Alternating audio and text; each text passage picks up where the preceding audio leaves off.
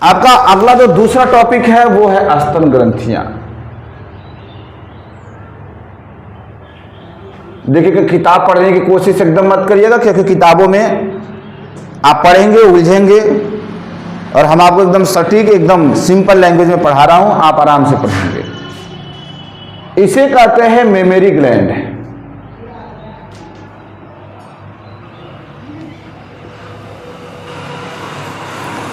आप लोग, हम लोग, सभी लोग जन्म के बाद तुरंत तो खाना खाए नहीं होंगे। नहीं, जन्म हुआ बोले मम्मी मम्मी खाना दो खाना दो, पानी दो पानी दो, ऐसा तो होगा नहीं। कुछ सालों बाद हम लोग क्या करते हैं, कुछ खाना पीना शुरू करते हैं। लेकिन उसके पहले हम लोग को जो पोषक पदार्थ मिलता है कहां से मिलता है? स्तन ग्रंथि से। मतलब महिलाओं में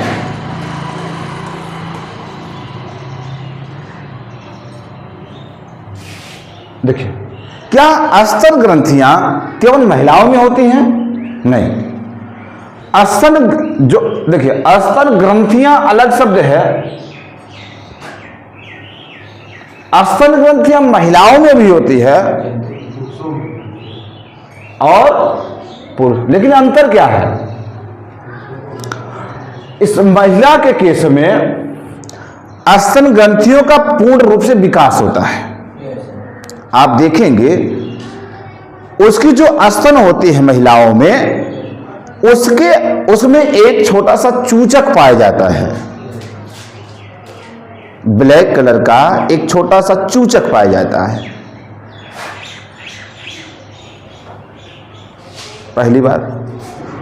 दूसरी बात, स्तन के आसपास के क्षेत्रों में जैसे जैसे यौनावस्था आता है, उसके आसपास के क्षेत्रों में उभार उत्पन्न होना शुरू हो जाता है।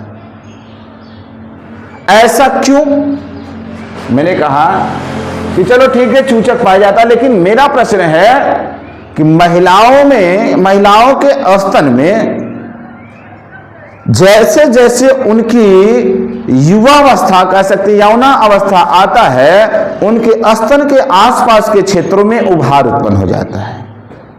ऐसा इसलिए क्योंकि उन स्तन के आसपास के जो क्षेत्र हैं, या जो स्तन का पूरा क्षेत्र है, उनकी कोशिकाओं में वसा का कलेक्शन हो जाता है, वसा इकट्ठा हो जाता है।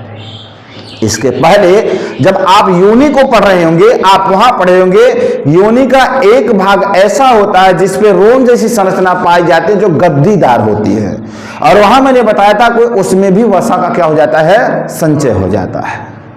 वैसे ही महिला का जो स्तन होता है और स्तन के आसपास का जो पूरा क्षेत्र होता है, उसमें क्या होता है? वसा का संचय हो जाता है, जिसके कारण महिलाओं के जो स्तन होती है उनमें क्या हो जाता है? उभार उत्पन्न हो जाता है।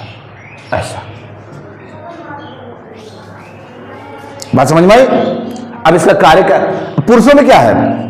दूसरी सबसे बड़ी बात क्या है कि इस स्तन के अंदर, महिलाओं में स्तन के अंदर जो दुग्ध ग्रंथियां होती हैं, जो मिल्क ग्लैंड होती हैं, उनका विकास होता है। क्या होता है? उसमें जो दुग्ध ग्रंथि है, दुग्ध की श्रावण करने वाली ग्रंथि है, उसका क्या होता है? पूरी तरीके से विकसित होता है। मतलब उसमें जो कूपिकाएं होती हैं, क्या होती हैं? कूपिकाएं होती। इसमें देखिए छोटे छोटे क्या होते हैं ना, ऐसे अंगूर जैसे क्या होते हैं? ऐसे कूपिकाएं होते हैं, ऐसे छल्ला होता है पूरा। आप इसका बहुत डिटेल अध्ययन करेंगे आज जब जाएंगे हमारे पुराने चैनल पे, वहां स्तन ग्रंथि हमने ऑलरेडी पहले से डिस्कस कर रखा हूं। उसमें छोटे छोटे ऐसे अंगूर के छल्ले जैसी कूपिकाएं होती हैं। अब समझो कि इन कूपिकाओं में होता है क्या? दुग्ध ग्रंथि। इसी में दूध आता है, इसी में दूध बनता है, और बच्चा क्या करेगा? ये जो निपल्स है, जो चूचक है, इसे पकड़ेगा और इसे पुश करेगा, ऐसे दबाएगा। जो स्तन होता है उसमें थोड़ा सा प्रेशर मारेगा, तो जो अंगूर जैसी संरचना जिसमें दूध भरा वो दबेगा, और दबेगा तो उसका निकलने का एक रास्ता होती है क्या? चूचक। इसी के सारे क्या हो जाता है? बाहर चला आता है, और बच्चा क्या कर लेता है? पी लेता है। बात समझ में? कैसे बच्चा दूध पीता है? स्तन के अंदर पाई जाती है कुपिका, कुपिका में दुग्ध ग्रंथि से दुग्ध आता है जो भरा रहता है, और जब बच्चे को दूध की भूख लगती है तो बच्चा चूचक, माँ का चूचक पकड़ता है, इसे दबाता है, जिससे ये अंगूर के जो छल्ले होते हैं और जिसमें दूध भरा होता है उस पर दाब लगता है, और वहां से दूध निकल करके चूचक के सहारे क्या हो जाता है? बाहर निकल आता है।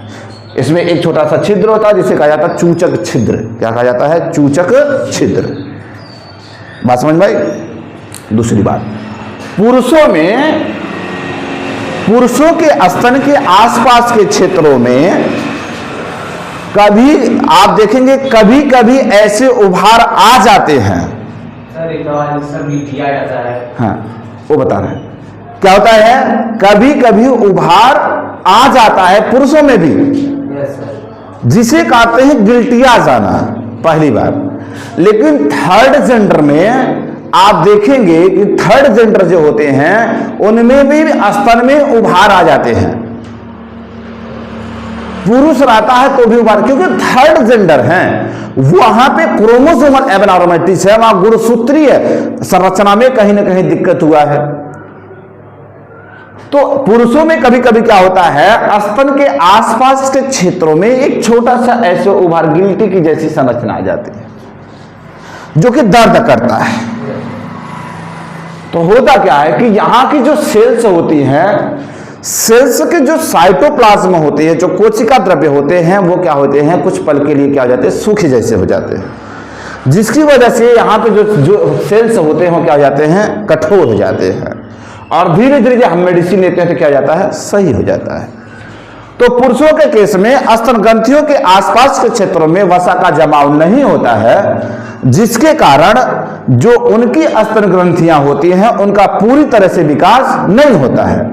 लेकिन पुरुषों में क्या दुग्ध ग्रंथि पाई जाएगी? नहीं पाई जाएगी, क्योंकि उनके स्तन का विकास हुआ ही नहीं है, तो दुग्ध ग्रंथि नहीं पाई जाएगी। सोचो अगर पुरुषों में दुग्ध ग्रंथि पाई जाती तो क्या होता है? जाना घर और सोच लेना, ठीक है? तो समझ में आ गया? इसका मतलब पुरुषों में जो स्तन ग्रंथियां होती हैं वो कैसी होती हैं? अविकसित होती, ठीक है? तो आप लिखेंगे मेमोरी ग्लैंड में, हाँ स्तन ग्रंथियों में, स्तन ग्रंथि में लिखेंगे एक जोड़ी स्तन ग्रंथि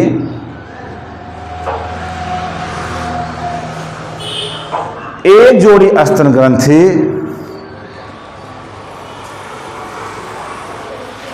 मादा में पाई जाती है,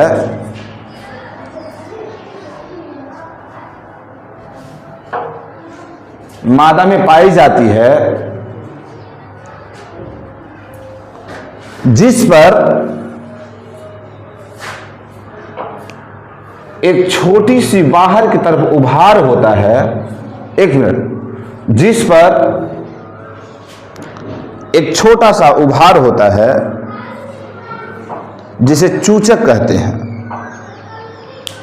जिसे चूचक कहते हैं।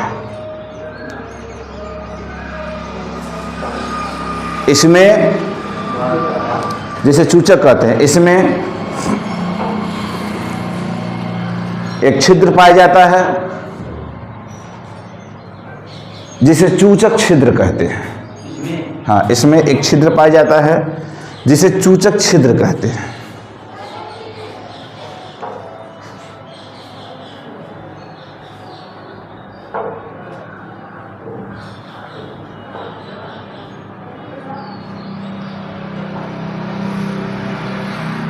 जिसे क्या कहते हैं? चूचक छिद्र कहते हैं। हो गया?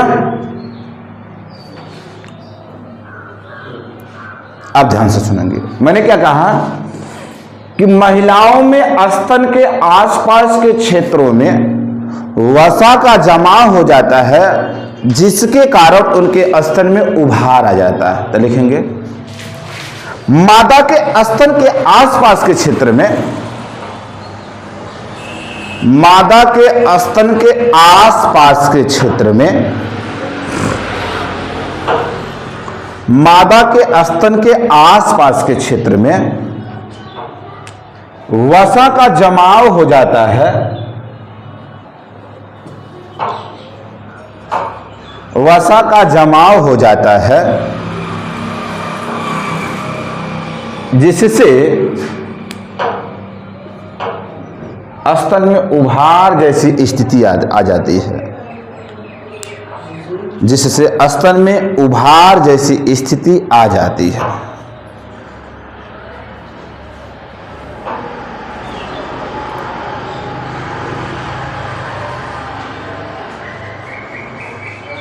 जैसी स्थिति आ जाती है। हाँ, उभार जैसी स्थिति आ जाती है। ठीक है, बात समझ में आ गई? अब देखो, हमने कहा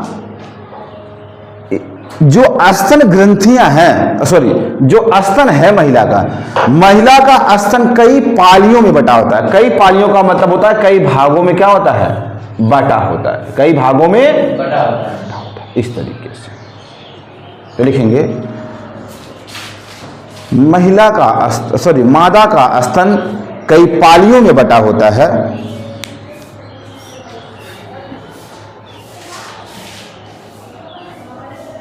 कई पालियों में बटा होता है,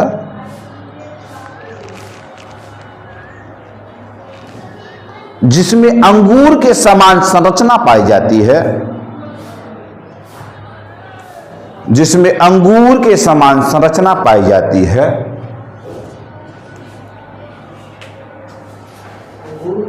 के समान संरचना पाई जाती है,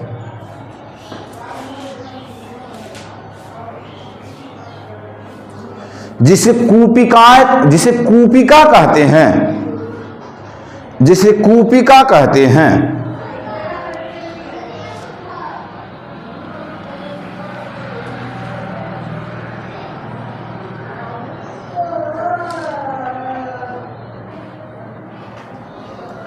जिसे क्या कहते हैं? कूपिका कहते हैं।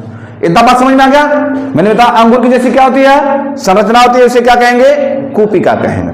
इन कूपिका में, हाँ, इन कूपिकाओं में दुग्ध ग्रंथियां पाई जाती हैं।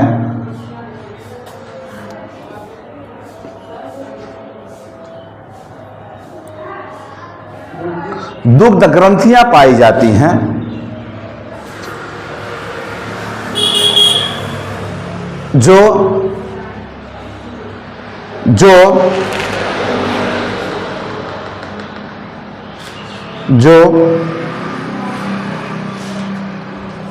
गर्भावस्था के समय फैल जाती हैं,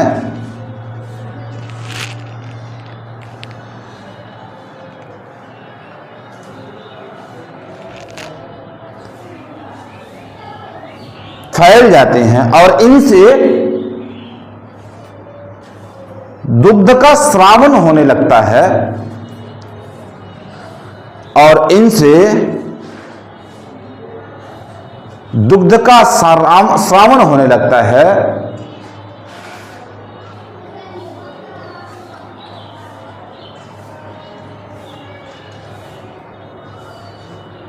दुग्ध का स्रावन होने लगता है। देखेंगे प्रसव के पश्चात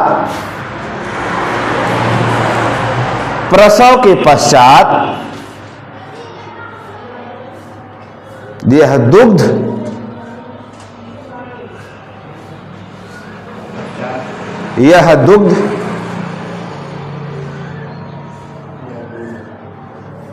दुग्ध वाहिनी के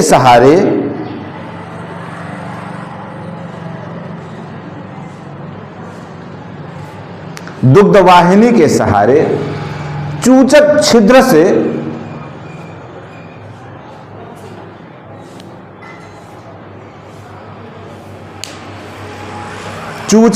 से बाहर स्रावित होने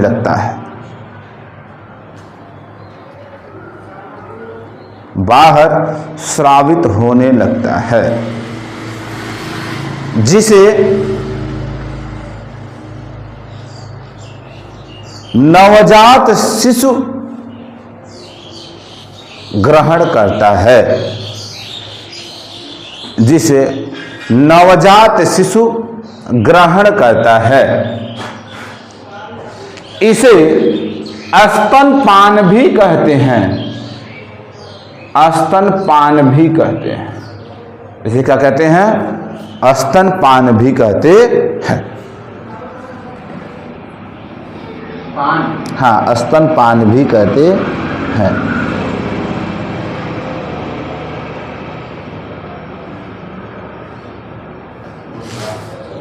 बहुत बड़ा हो गया, बहुत आसान है ना। देखिए हर बातों को इंक्लूड कर दिया। अभी बहुत ऐसी बातें हैं जो हमने आपको पुरुष वाला पूरा पोर्शन छोड़ दिया। हमने आपको बच्चा किस तरीके से स्तनपान करता है, मैंने बताया कि जब ये चूचक को पकड़ेगा तो ये क्या करेगा? पुश करेगा, दबाएगा, तो ये जो मांसपेशियां ये दबेंगी, इसमें जो स्तन ग्रंथियां हैं, जो अंगूर जैसी संरचना है, वो दबेगा, तो वहां से दुग्ध बाहर निकलेगा और क्या करेगा? बच्चा उसे क्या करेगा? ग्रहण करेगा। तो मैंने बहुत चीजें छोड़ दिया, बहुत नॉर्मल में भी मैंने इसे लिखा दिया, क्योंकि आपसे हो सकता है वो पूछ ले, पूरा एक कंप्लीट प्रश्न ही पूछ ले तो बताइए स्तन ग्रंथियां क्या है, और इसके डायग्राम को इसके चित्र सहित वर्णन करें। ठीक है, तो आपके लिए थोड़ी सी समस्या हो सकती है, इसलिए हम किसी भी पार्ट्स को नहीं छोड़ते हैं। तो चलिए आगे। तो अब अगला जो टॉपिक होगा, टॉपिक क्या है? इसी का एक भाग है। हम संरचना के बारे में भी अध्ययन करेंगे कि जो स्तन ग्रंथि है उसकी संरचना, स्तन ग्रंथि की संरचना, उसका जो डायग्राम है उसे हम देखेंगे। तो आई होप कि बनाएंगे आप लोग।